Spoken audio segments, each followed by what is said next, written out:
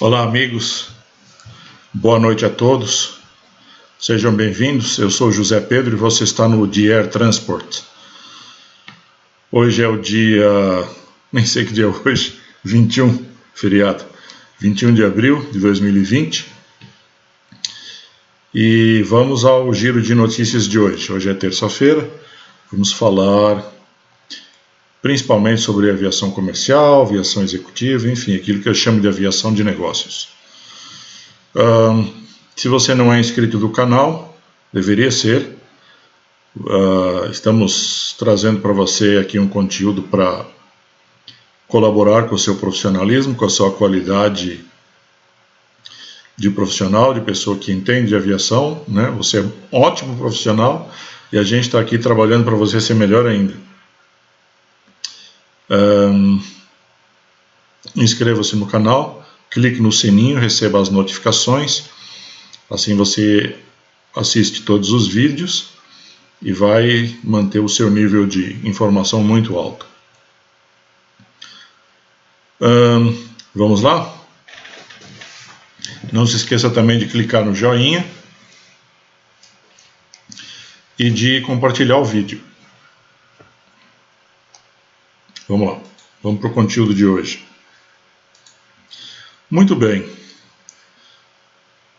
Aqui no Aeroflap, Eva Air deixa de voar temporariamente com seus aviões Hello Kitty.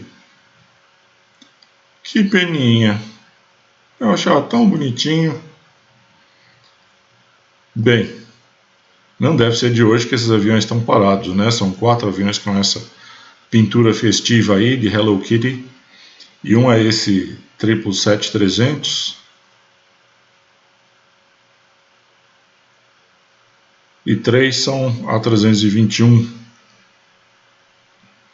que fazem o hub, né? Fazem a distribuição na Ásia.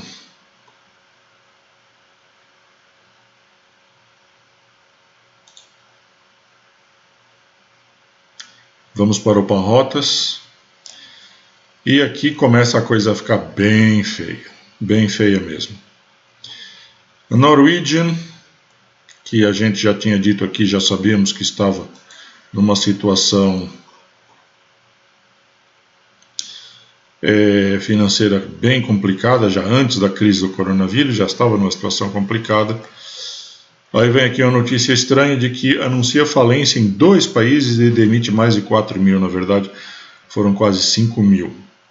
Eu fiquei curioso para saber o que eles querem dizer com isso aqui no Panrotas, que eu achei a redação um pouco, não achei muito clara. Então descobri o seguinte: é possível a gente ter 5 mil pessoas da equipe de voo demitidas numa empresa do porte da Norwegian? Sim, é bem possível. Vamos dar uma olhada aqui na frota deles? Em primeiro lugar, são bonitos os aviões, hein? Eu acho bonita a pintura. Vamos ver os Dreamliners. São 36 Dreamliners.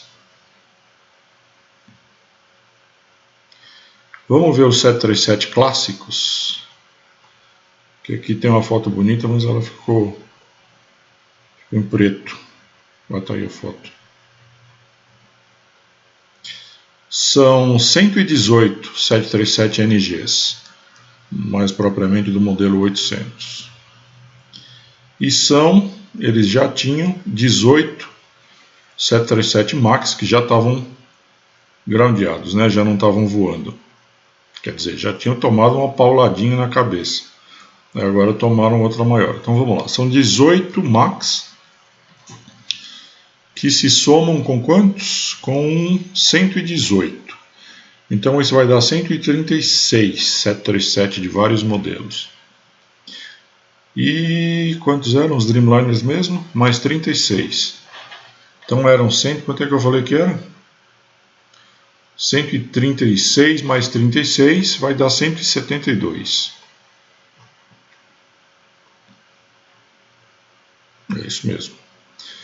172 aviões. Se a gente considerar que a maioria das empresas aéreas trabalha aí com algo em torno de 5 a 6 tripulações por avião,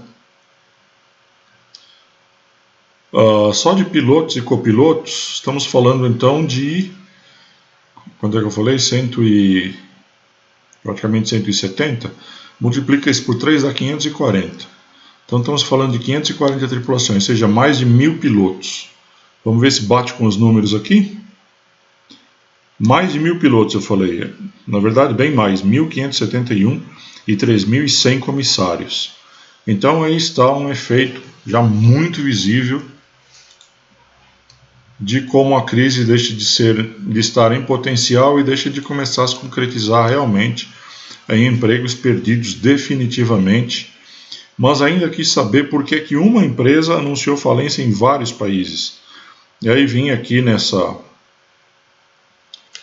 achei aqui na Forbes o seguinte: essa Norwegian, ela trabalha com tripulações terceirizadas, e 4 empresas que forneciam tripulações terceirizadas, que provavelmente já há um bom tempo não estavam recebendo pagamentos, e estão aplicando aí para a falência, né? Estão filing for bankruptcy, né? Como diz os amigos gringos. Estão realmente recorrendo à falência. Então esses empregos me parecem perdidos para sempre.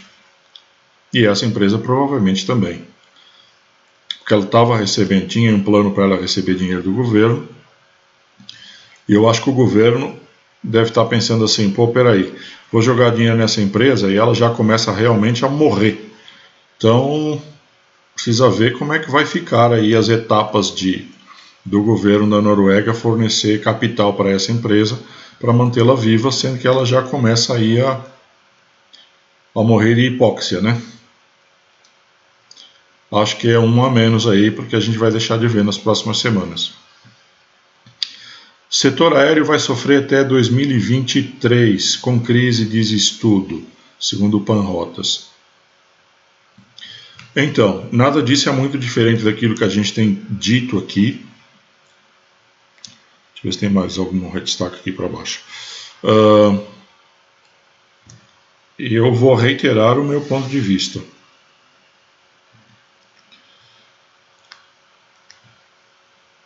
Se não for tomado com mais agilidade um plano de apoio, uma coisa tipo socialista mesmo, uma mistura de New Deal com Plano Marshall, ou mais que isso, onde o Estado assume a responsabilidade por manter a sociedade viva, a economia viva, onde o Estado bate a mão no peito e fala: não, eu sou a coisa mais importante da sociedade, né? A coisa mais importante não são as empresas privadas, a coisa mais importante é o Estado, a coisa mais importante é a coletividade. Se o Estado não bater a mão no peito nesse momento e falar: eu respondo pela sobrevivência de vocês, tá?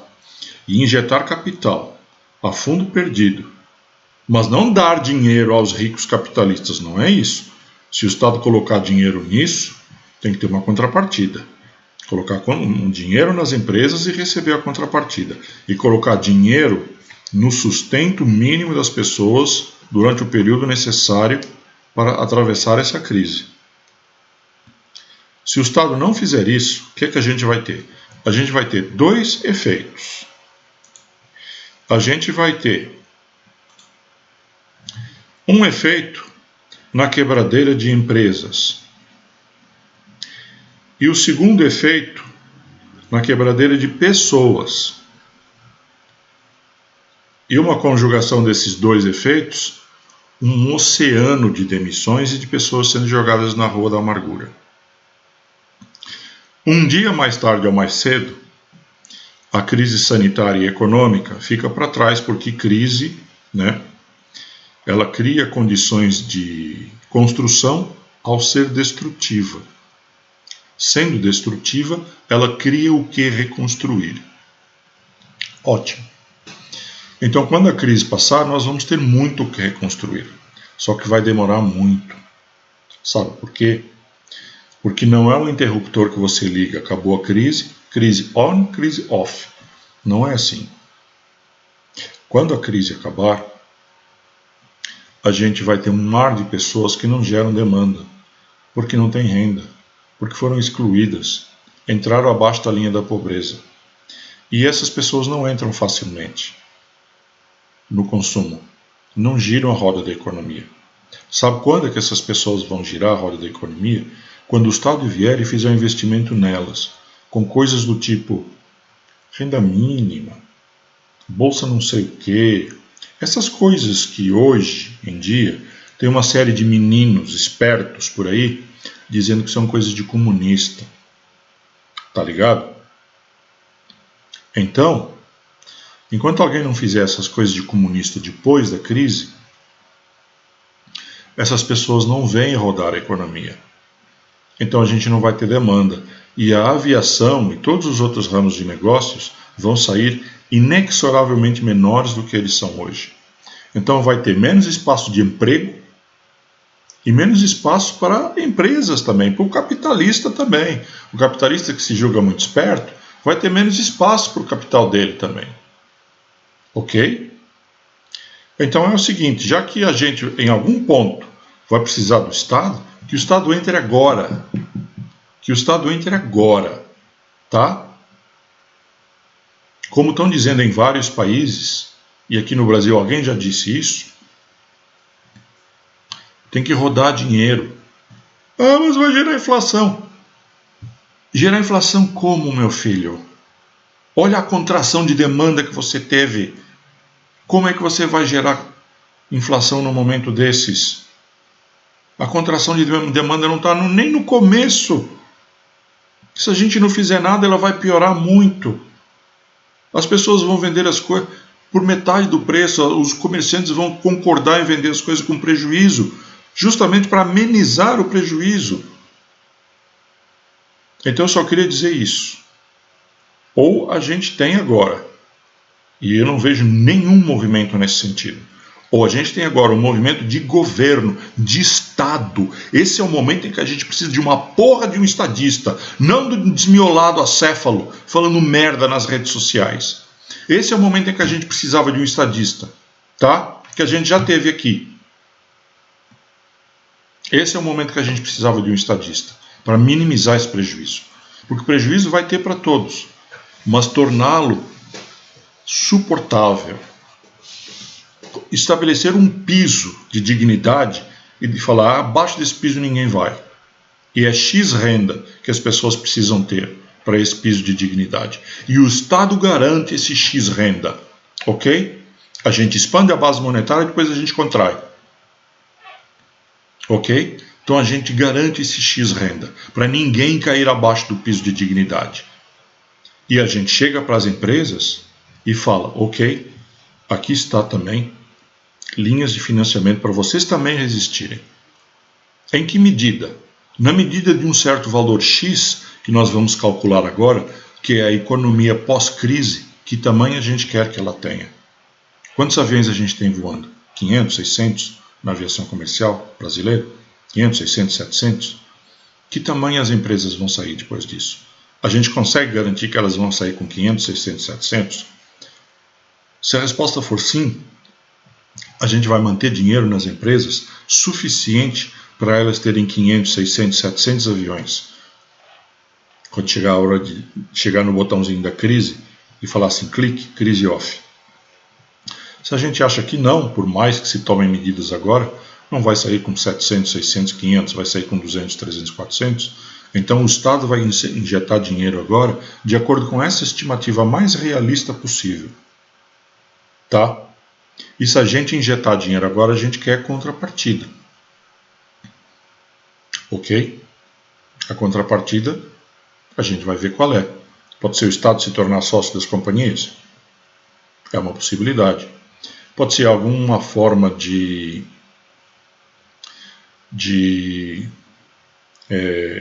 alguma variante hipotecária? Pode ser também. Algum tipo de secured debt, de débito securitizado? Pode ser.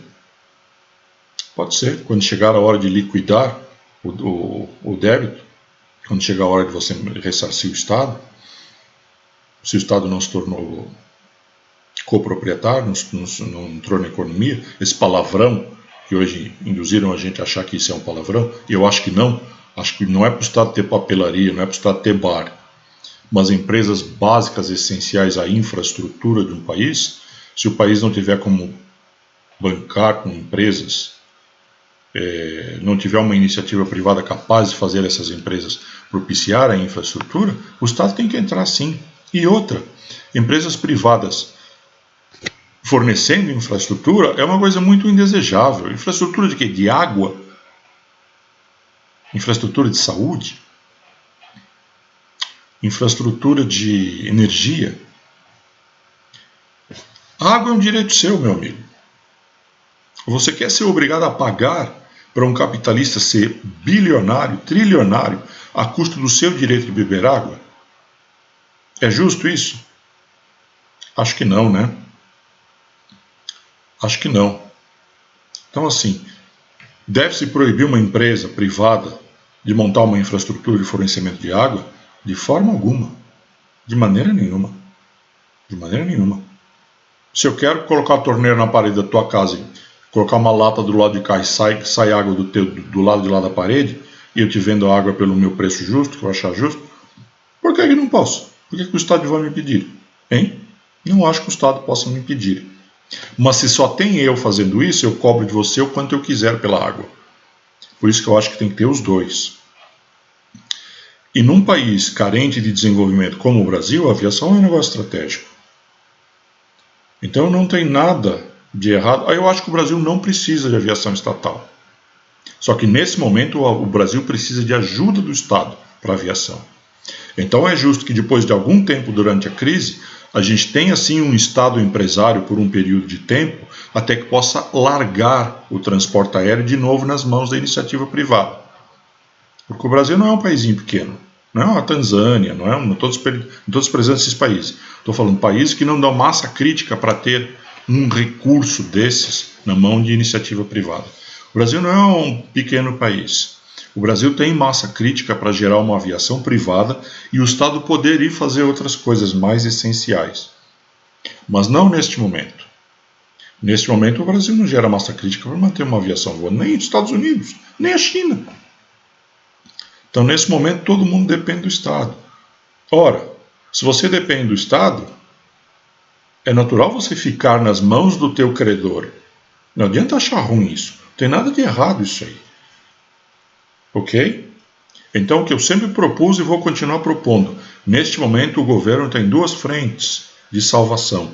Uma é um piso de dignidade para que os pequenininhos, eu, você, a gente não caia abaixo de um piso de dignidade e tenha renda.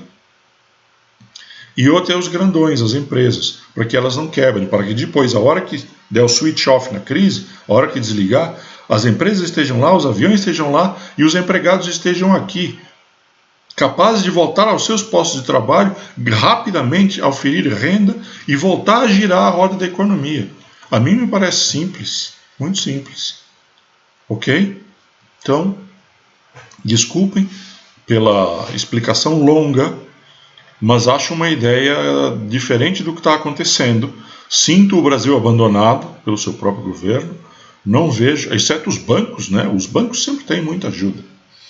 Não vejo setores da economia podendo se apoiar em alguma coisa, em alguma ação do Estado parecida com o que está sendo feito, principalmente nos Estados Unidos, para não falar nem na China, que lá é estatal mesmo.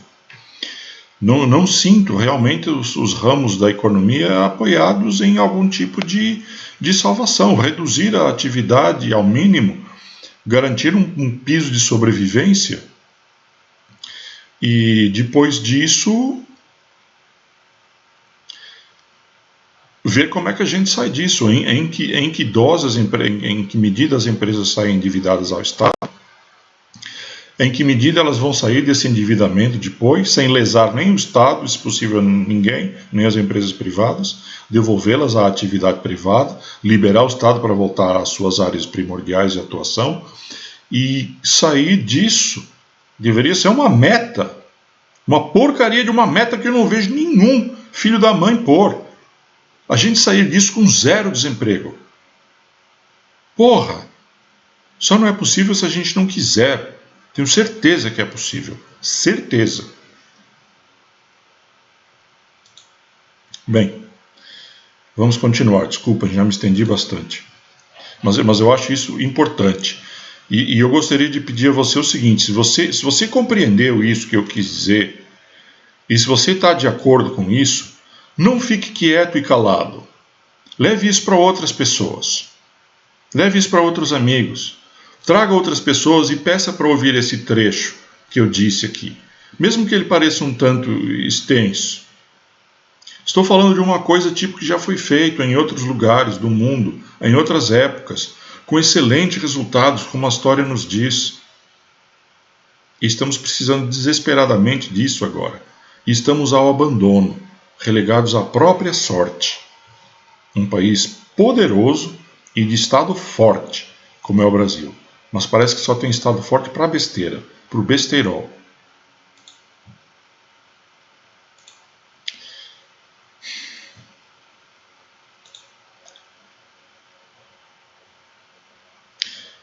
Mais uma empresa indo por água abaixo. Virgin Australia torna-se primeira grande companhia a colapsar durante a pandemia de coronavírus.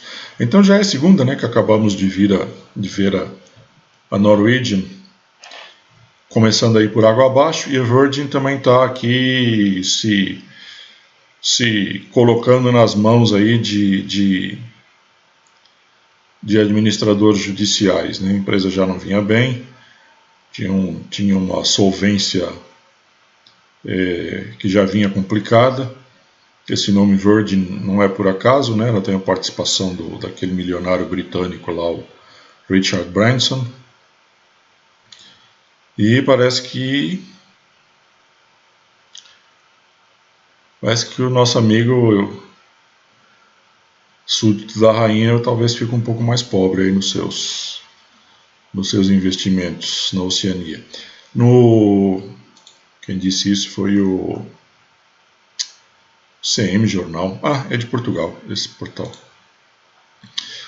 Aerowin. Corsair aposenta o Boeing 747, dando fim a uma das mais belas cenas da aviação. Lembra disso, pessoal? Tenho certeza que, assim como eu, vocês já viram um monte de vídeos dos aviões pousando, passando super baixo aí para pousar no aeroporto Princess Julian International, em Saint-Martin.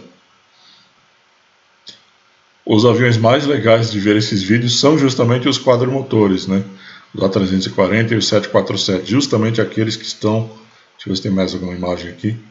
Justamente aqueles que estão sendo praticamente totalmente tirados de operação agora. Acho que não vai ter mais 747 depois disso. Olha aí que lindo.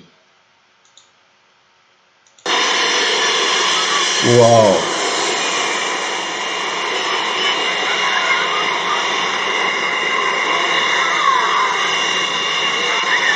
É muito lindo. E eu sempre falei, puxa vida, um dia eu vou lá em Saint-Martin ficar ali vendo essa cena aí, bem debaixo onde eles passam aí. Quem sabe um dia eu ainda faço isso. No Jornal Econômico.sap.pt de Portugal, companhias de aviação finalizam acordos para receberem apoios públicos. Aqui é aquilo que a gente estava dizendo, que a gente, né, que eu acabei de fazer um baita discurso aí, dizendo que isso devia acontecer no Brasil, com a aviação e com outros ramos de negócios também. A Europa está um pouco atrás dos Estados Unidos, mas também já está se adiantando aí, já está colocando até valores, quanto cada empresa receberá, como serão as linhas de financiamento, tudo. E para a gente não se estender muito aqui, que eu já falei demais, eu vou colocar o link, porque o link é interessante, porque tenho certeza que vocês têm curiosidade para saber aqui, empresa por empresa, Air France KLM, EasyJet, Norwegian, Finnair, né? Também fala das empresas americanas, quanto cada uma está pegando, 5 bilhões de dólares para a United, etc. Então, para não ficar destrinchando aqui o negócio maçante, mas que eu acho que vocês poderiam ler, deveriam ler, eu vou deixar o link na descrição, ok? No Jornal de Negócios, um site de Portugal, queixas de passageiros do transporte aéreo diminuíram 8,5% em 2019. Então tá, parabéns para a aviação portuguesa, né? Tá conseguindo agradar melhor. Uma boa notícia seguida de uma paulada na cabeça que foi a crise sob a qual hora vivemos. Voos da Copa Airlines devem voltar a operar em 1º de junho, daqui a pouco mais de um mês. E junto com esta, quem está dizendo isto é o Panrotas, também quem está dizendo, tinha uma outra notícia do Panrotas que eu queria mostrar antes dessa. Deixa eu ver se eu acho ela aqui. Está aqui. Deixa eu puxar ela para cá. American voltará ao Brasil a partir de maio. Daí você vem aqui e começa a operar em 8 de maio, daqui a praticamente 20 dias, 17 dias. Caramba! E é um bocado de voo, não é pouco não. Guarulhos, Miami, 6 vezes por semana. Guarulhos, diário a partir de 4 de junho. Tem uma porção de voos. Nova York, diário a partir de 5 de junho.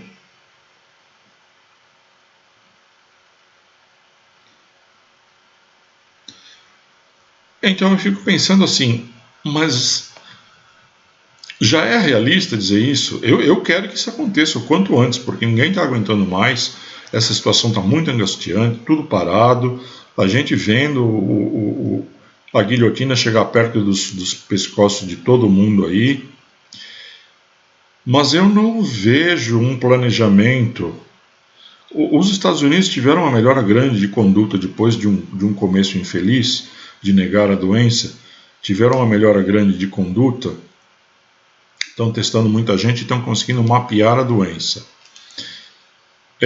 Então, assim, alguma orientação os americanos talvez já tenham, no sentido de saber quando eles podem, ao menos uma previsão que se sustente em dados, né, que a realidade ainda não comprovou, mas pelo menos a previsão já existe.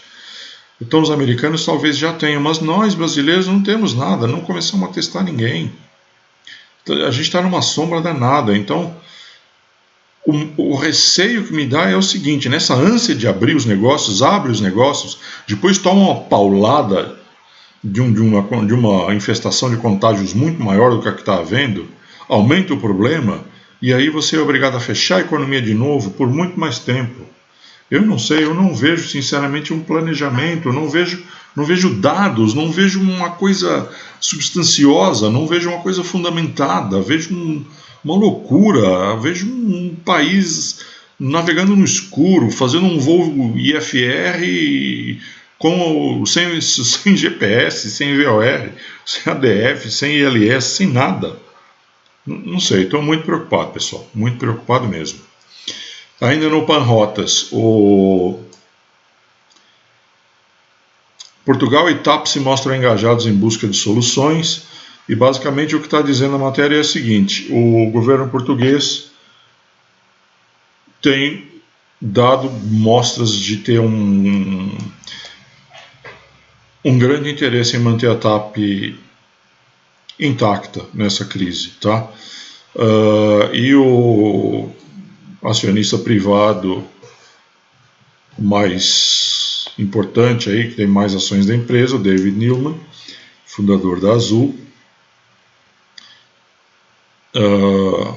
e acionista majoritário da JetBlue nos Estados Unidos, acionista majoritário da TAP, está celebrando isso. E a modalidade pela qual o governo português parece concordar em ajudar a TAP é dar um secured debt, né? Ou seja, uma dívida garantizada, uma dívida securitizada. Ou seja, está aqui o dinheiro, mas quando chegar a hora de pagar, se o pagamento não vier, ativos da empresa, né, serão dados em garantia desse pagamento. E isso aqui a matéria não entra em detalhes, acho que não deve ter sido negociado ainda, e resta saber como é que essa garantia será executada caso não haja o pagamento. O apoio governamental é essencial para preservar a aviação, diz IATA. Então a IATA está ainda somando-se ao lobby de ajuda estatal as empresas aéreas. A IATA já vem dizendo isso há algum tempo. A IATA estima em mais de 300 bilhões de dólares o prejuízo global da aviação, se a gente considerar aí praticamente um trimestre parado, podendo ser mais se o período de paragem for maior, podendo ser menos se o período for menor. Se a IATA está falando em 300 e poucos bilhões, 320, 30 bilhões, é porque possivelmente já não tem muito como o valor ser menor do que esse, a gente tem que torcer para não aumentar. E isso é aquilo que eu venho advogando aqui há algum tempo, de que a iniciativa privada nesse momento tem que ser socorrida pelo Estado, mas não de uma maneira vergonhosa em que se dê dinheiro a fundo perdido para o capitalismo, tá, pessoal? São necessárias ressalvas. E a primeira e fundamental ressalva, que se eu algum dia fosse presidente de alguma porcaria de algum país exigiria neste momento, são várias ressalvas fundamentais, mas uma é a mais fundamental de todas. Ela sozinha é mais importante do que todas as outras. Está aqui dinheiro e a tua empresa sobrevive. Agora, se você demitir, a tua empresa deixa de ser tua, ou então você não recebe o dinheiro. Só isso. Eu sinto muito, não sou capitalista, você que me assiste não é também, tá? Eu tenho muito mais interesse na preservação de empresas, de empregos, do que na saúde financeira de balancetes e de bônus de altos executivos. Não estou nem aí para isso. A aviação executiva brasileira opera com queda de 20% em abril. Não tenho acesso à notícia, mas vou ficar de stand-by aqui para ver o que diz nos próximos dias a respeito disso, porque a aviação executiva brasileira tinha dado, os jatos executivos tinham dado um salto aí em março. Então, parece que em abril foi fogo de palha, parece que, né? E é o valor que está dizendo isso, né? É o valor do Grupo Globo que está dizendo isso, quer dizer, é um jornalismo baseado aí como embasamento. Eu tinha pulado aqui a Marie Claire, você costuma ler Marie Claire? Eu não. Mas eu achei interessante aqui, profissionais da aviação têm salários reduzidos e voam com medo. E aí entra aqui no mérito de entrevistar várias comissárias e pilotos, e realmente a situação é muito assustadora. Apesar de usar máscaras e luvas, fica aquela neurose, né, pessoal? É aquele grande medo de se contaminar. Enfim, são pessoas que estão na linha de frente e são heróis do cotidiano, mais uma vez, assim como os profissionais de saúde, assim como tantas pessoas de serviços essenciais que estão nos mantendo vivos neste momento, são os nossos heróis do cotidiano, né? Mercado de aviação brasileiro pode ser significativamente menor após a crise. Puxa, acabamos de falar um monte sobre isso, então não vou repetir aqui. Basicamente, acho que tinha que haver um investimento estatal para que a perda de empregos e de tamanho da economia fosse mínima possível. Mas achei interessante essas duas tabelas aqui que eu quis compartilhar com vocês. A Gol, ela está com 10 aviões operando, sendo 5 modelos 700, 4 modelos 800 e um cargueiro, e 121 aviões parados. 147 on-board, não são mais 147, agora são 95, se eu não me engano. Eles já deram uma cortada. E a Azul está com bem mais do que a Gol, está com 30 aviões operando, então a empresa que mais conseguiu preservar sua malha nesse momento foi a Azul. Está com 10 A320, olha, 10 A320 voando. NIO, 1 A321 cargueiro, 2 A330, mais 1 A330 NIO, 4 ATRs, 2 737-400 cargueiros, 6 E-Jets e mais 4 E-Jets E2. Então dá um total de 30 aeronaves. Não fala da Latam, tá? Governo avalia a operação conjunta de companhias aéreas em novo enxugamento de voos. Deixa eu dar o crédito anterior, foi o Aeroflap. Aqui no Money Times, o governo avalia a operação conjunta de companhias aéreas em novo enxugamento de voos. Você se lembra, não sei se você tem idade para isso, né? Eu sei que tem muita gente jovem vendo o canal. Você se lembra, ou você soube, alguma vez você soube, que a Ponte Aérea Rio-São Paulo era um pool de empresas? Era VASP, Varig, Cruzeiro e Transbrasil. A frota operada era pela Varig, mas todas vendiam passagens. Assim, por exemplo, você comprava a passagem da VASP para ir para o Santos Dumont, na Ponte Aérea, e a receita era para a VASP. A VASP, lógico, tinha que remunerar uma parte das despesas da operação dos Electras, da Varig. E assim, as 4 empresas operavam com uma infraestrutura só. É o que a ANAC está propondo aqui, que eu não sei exatamente se será viável, mas, enfim, são ideias. Mais uma ideia. Não sei se é boa ou má, é uma ideia. Tomara que dê certo. Aviaçãobrasil.com.br, as últimas notícias da Azul durante a Covid. A gente já tinha dito isso aqui. Basicamente, ela começou novamente a operar para Macapá, Altamira, Santarém, Boa Vista e tem vários outros destinos aí que eles aumentaram as frequências. Então, a Azul é realmente hoje a empresa aérea mais ativa. Pessoal, aqui é uma sequência de acidentes bem recentes. A bruxa teve bem solta aí nesse fim de semana e feriado. Avião da FAB faz buscas por aeronave que desapareceu no Tocantins, diz o G1. Isso aqui foi no dia 19, no dia 20, ontem. A notícia mudou. Ainda no G1, FAB investiga queda de avião que matou piloto de 27 anos em Brejinho de Nazaré. Isso é no Tocantins. Aí eu descobri o seguinte: o avião que caiu é esse Papatango Uniforme Tango Hotel. Ele chocou-se lá com a mata, com uma encosta, não sei exatamente porquê. O avião estava ok, o certificado, a IAM estava válido até outubro, não consta nada aqui no RAB, e o avião era um Ipanema, parecido com esse, EMB-202A Ipanema. E aí eu fui vendo, e não parou de pipocar acidente na minha frente. Avião cai na área rural de Toledo, no Paraná. Infelizmente, mais um acidente com vítimas fatais, não dá nem para ver o que era isso. Mas eu vi aqui Zulu Charlie Alpha.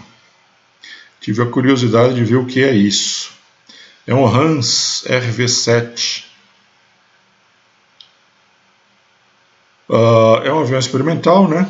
Então, não tem muito de certificado de aeronavegabilidade. Tem lá aquele certificado para aeronave experimental, tem lá aqueles escritinhos que não pode ser usado para fins esses e outros, só para uso pessoal, não sei o que, aquelas coisas que você costuma ver em ultraleve, né? E aí está o aviãozinho, bem bonitinho, né? Bem triste, né? Um acidente fatal. E como se isso não chegasse, o cidadão perdeu o controle desse avião aqui no pouso. Disse que fez um pouso forçado, mas não foi um pouso forçado. Ele fez um pouso cagado, eu diria, né?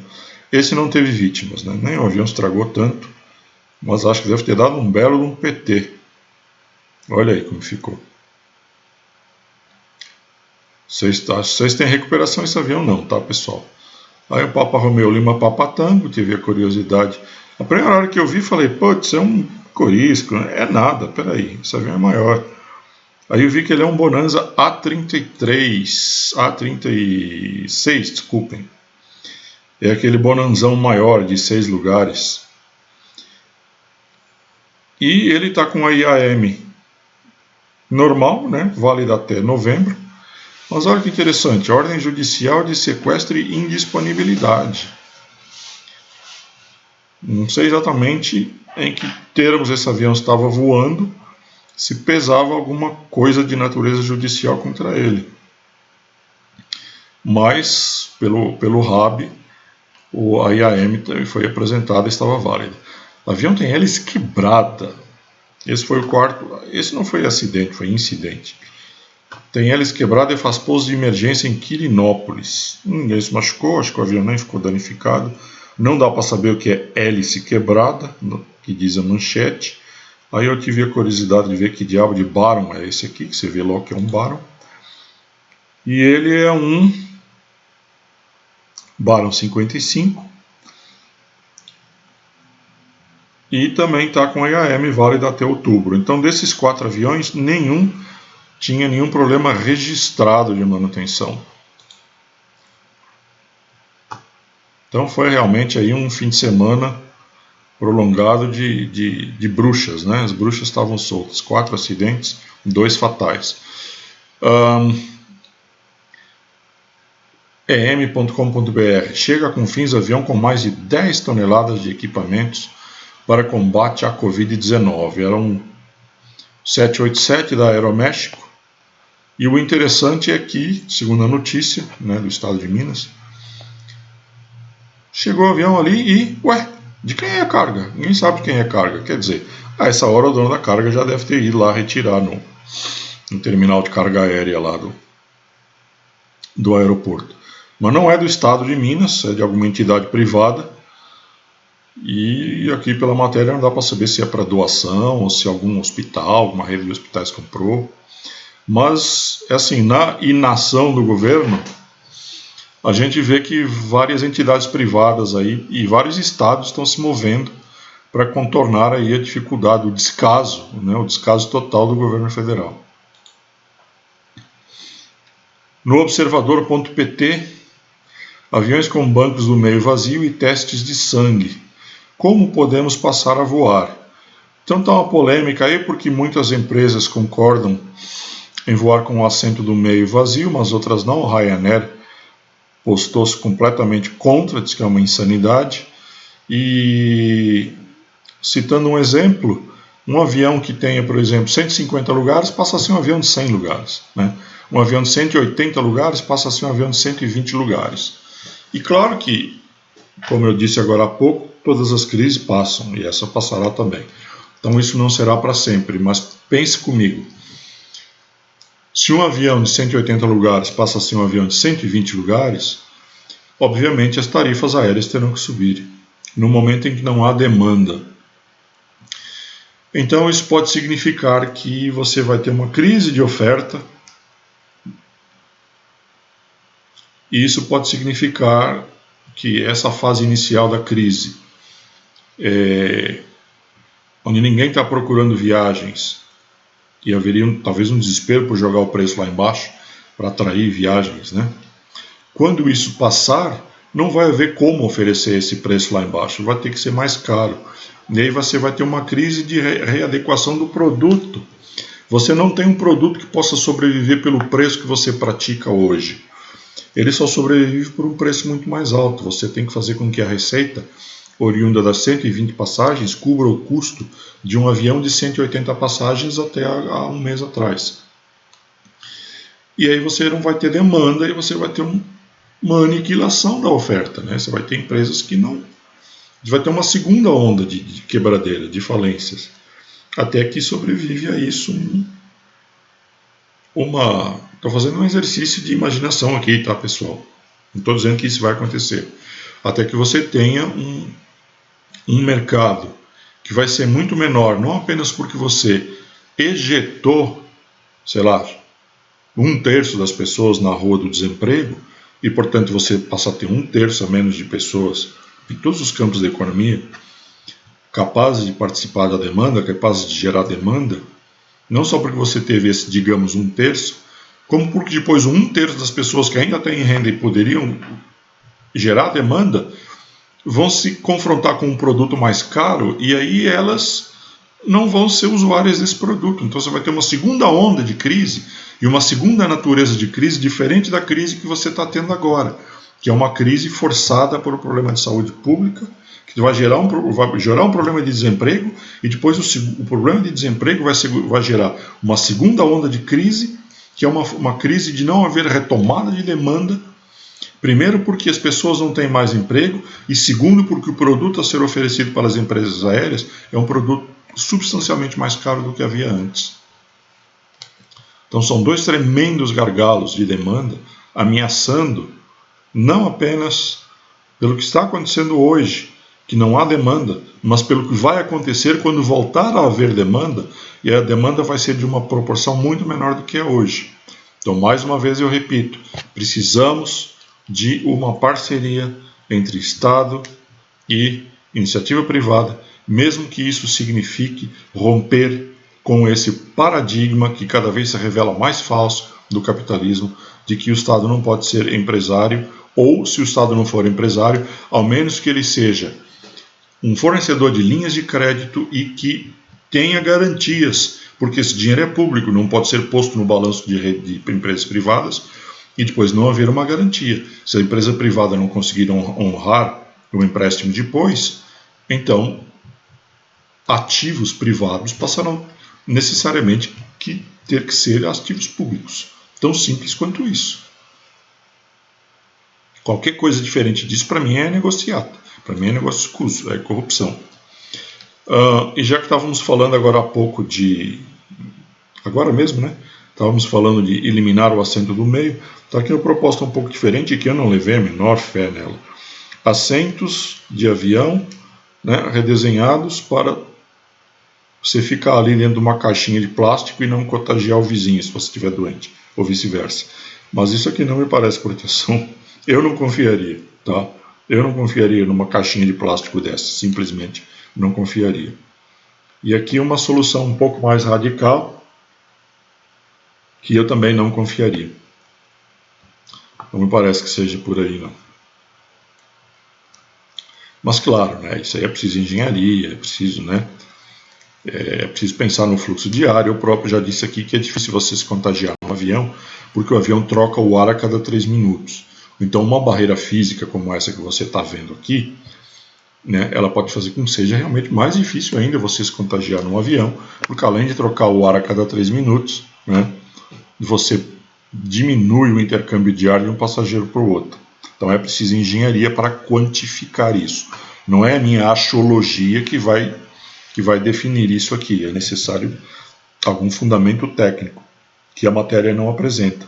Mas que seria sim interessante que a gente tivesse essa fundamentação técnica, porque se ela vier e for aprovada por autoridade, se ela tiver uma certificação, um STC, uma coisa assim, com aprovação por autoridades de aeronáutica e por autoridades sanitárias, poderia ser sim uma maneira de mitigar os efeitos da crise sobre as empresas aéreas. Mas como eu disse, é preciso engenharia, não basta vir um espertalhão, desenhar uma cadeira com um plastiquinho separando um passageiro do outro e dizer que está tudo bem, as coisas não são tão simples assim. Mais uma do estado de Minas. Brasil recebe 5º avião com insumos comprados pela Vale, na China. E bem, né, a Vale que se queimou tanto com os acidentes aí das represas, pelo menos agora está tomando iniciativa aí, se colocando à frente, né, a Vale tem já vindo a fazer algumas iniciativas importantes aí de resgate da sua imagem, que ficou muito arranhada, ficou muito machucada com os acidentes lá de Mariana e de Brumadinho. Mas eu não quero nem lembrar disso nesse momento, porque qualquer empresa que esteja trazendo, como eles estão trazendo aí, já são 100, segundo a matéria, já chega a 166 toneladas de equipamentos em vários aviões que eles trouxeram da China. Então, nesse momento, é muito bem-vinda e a Vale, né, está de parabéns, né? Nesse momento, está de parabéns. 2 aviões fretados pelo Canadá regressam vazios da China, diz o portal A Bola, que é um jornal esportivo de Lisboa. Os aviões foram para o Canadá, deu um chabu lá para que a encomenda de máscaras, de respiradores, de não sei o que, fosse entregue no aeroporto. O ministro canadense está explicando aqui que não dá para manter os aviões parados lá porque a China está com severas restrições à permanência de aviões estrangeiros. E eles tiveram que sair de lá sem a carga. E o Canadá ficou com essa bucha na mão aí. Mais uma no Aerowin. Por que a queda brutal do petróleo é a última coisa que Boeing e Airbus precisam? Ok, vou colocar aqui o ponto de vista explicitado aqui pelo autor da matéria. Ele diz o seguinte: Boeing e Airbus, e a gente pode dizer que Embraer também, a Bombardier, que agora forneceu aí os direitos de produção do A220 para a Airbus.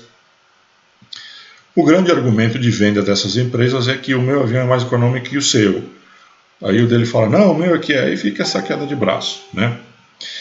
E o que eles estão dizendo aqui? Eles estão dizendo o seguinte: Puxa, no momento em que o petróleo não vale nada, estão pagando para você levar o petróleo, esse argumento cai por terra. Qual é o próximo argumento? Toda a estratégia de marketing de Airbus e de Boeing realmente é fundamentado, primordialmente, antes de qualquer outro argumento, é fundamentado primordialmente no custo, né, por assento quilômetro, no combustível gasto para transportar um passageiro por 1 quilômetro, né? E aí tem todas as métricas da Airbus para provar que ela é mais econômica que a Boeing, e a Boeing tem todas as métricas para provar que ela é mais econômica. Aí de repente não interessa mais essa economia. Olha, até entendo o argumento, mas não concordei. Não concordei por 2 motivos. Primeiro porque, como eu disse, está todo mundo apavorado com essa crise, né, pessoal? A gente está se esquecendo que, de uma maneira ou de outra, haverá um day after para tudo isso e o petróleo voltará a ter um valor de mercado como sempre teve. E nesse dia, esse é o argumento das empresas vai voltar. Mas há um outro argumento que eu penso, que é o seguinte: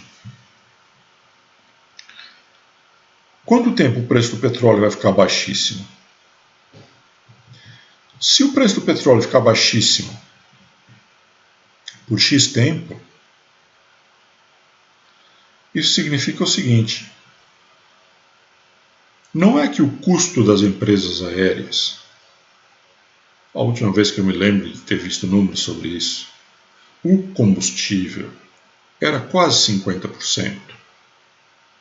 Então, pessoal, se você dá uma machadada no custo de um insumo, que ele é praticamente 50%, quase 50% do custo de uma empresa aérea, se você dá uma machadada nisso, as empresas aéreas que são intensivas em energia, como nenhuma outra,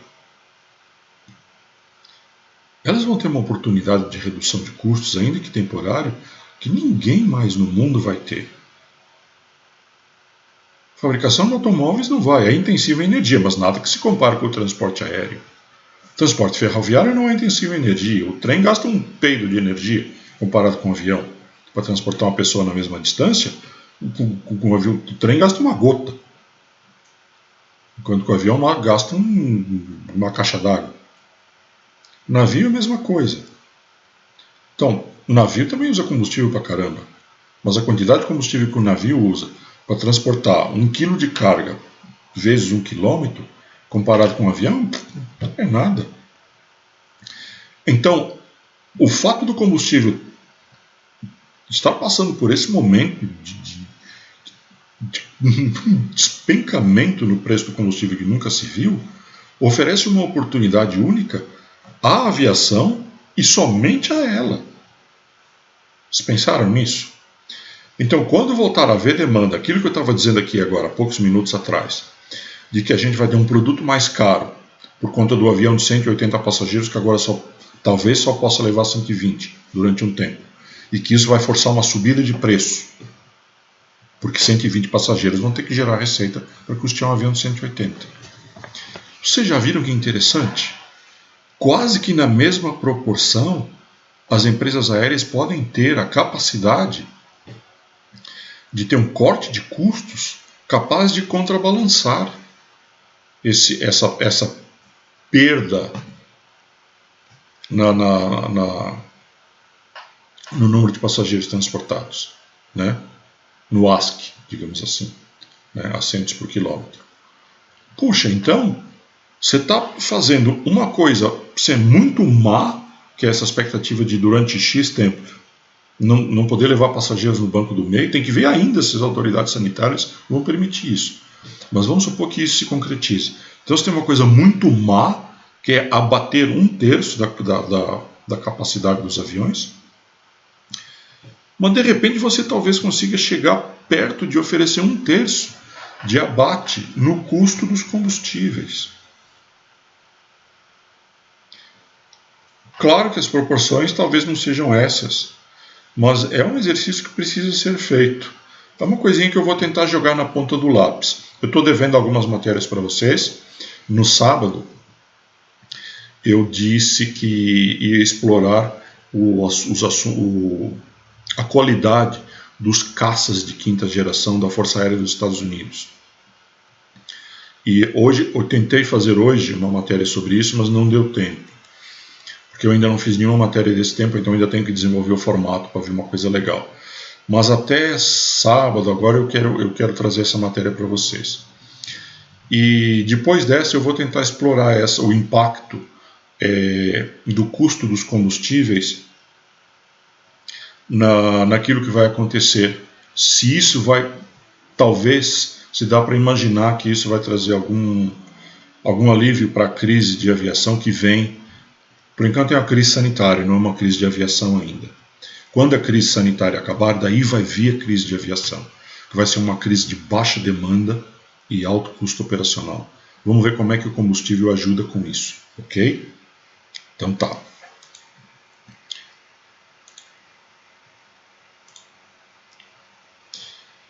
Inspeção pós-voo revela trinca na asa de um Airbus A220 da Delta.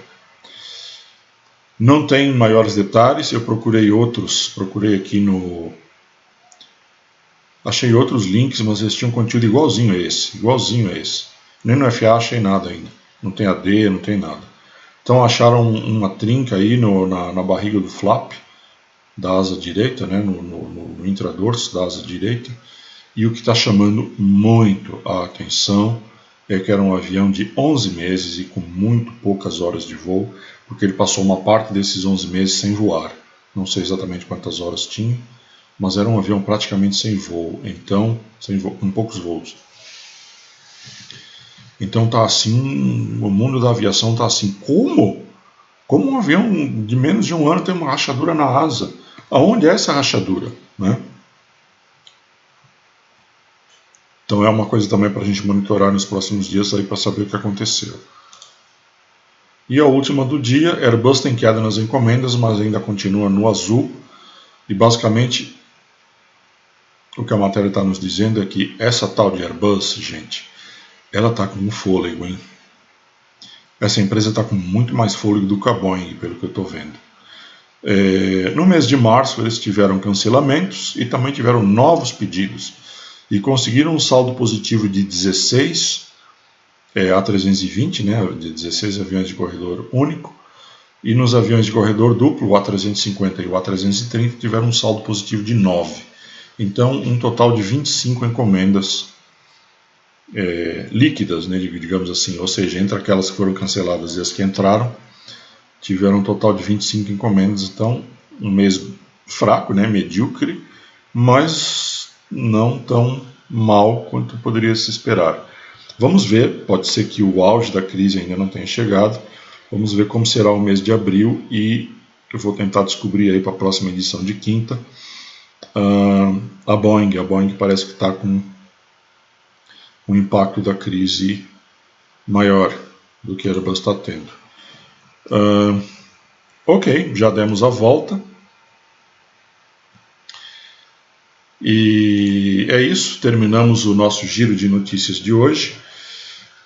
Ficou longo, né, com quase uma hora. Eu ainda não captei se é preferível destrinchar mais as coisas, desmiuçar mais, falar um pouco mais, para que não seja simplesmente uma leitura, mas para que seja também uma coisa opinativa, uma coisa reflexiva, que eu acho que aí é que está a qualidade do que eu posso trazer para vocês, né? São reflexões, são opiniões. Eu ainda acho que vale a pena. E é isso por hoje. Então, muito obrigado pela sua audiência. Creio que você já deve estar percebendo que a sua interação está se tornando melhor com o mundo da aviação, porque eu estou notando isso. Com essas pesquisas que eu faço, eu estou manjando de aviação muito mais, né? Não aquele conhecimento de background, aquele cabedal técnico que você angariou ao longo da sua vida. Não isso aí é fixo, isso é um tamanho fixo. Mas eu digo assim, o meu engajamento no que está acontecendo e a minha capacidade de contextualizar o mundo da aviação no momento em que ele ocorre, em tempo real, eu já me sinto um profissional muito melhor do que eu era há um mês atrás. Então, se você estiver junto comigo, você vai desfrutar disso, ok? Então, vamos lá. Para que você desfrute disso, não esqueça, clique no maldito sininho, receba as notificações, inscreva-se no canal se não é inscrito, compartilhe a publicação, compartilhe o vídeo, para que chegue a mais pessoas e clique no joinha. Por que isso é importante? Porque chegando em mais pessoas, você me traz recursos, mais recursos. Eu não estou recebendo dinheiro nenhum ainda por esse trabalho, mas preciso começar a receber, né? Quero me tornar assinante de jornais, de revistas, né? Porque hoje eu tenho acesso, o meu acesso é aquilo que eu já era assinante antes de começar a fazer o canal, né? Mas quando eu conseguir monetizar o vídeo, quando chegar no ponto de começar a monetizar os vídeos, eu vou usar esse dinheiro para não para eu ter uma vida de luxo, né? Até porque não será suficiente, não é essa a minha intenção. Mas eu quero esse dinheiro da monetização, eu quero ele para trazer conteúdo, justamente para gerar conteúdo, para realmente trazer uma coisa ótima, uma coisa cada vez melhor, para você, daqui a um ano, olhar para você e falar: puta que pariu! Depois que esse canal começou, cara, eu estou muito melhor, muito mais afiado como profissional. É por isso que eu estou aqui e é por isso que eu sempre digo a você: inscreva-se, clique no sininho, compartilhe, clique no joinha, ok? Isso faz parte da nossa qualidade, da sua também. Muito obrigado pela sua audiência. Deus proteja a todos vocês. Quinta-feira a gente volta. Até lá.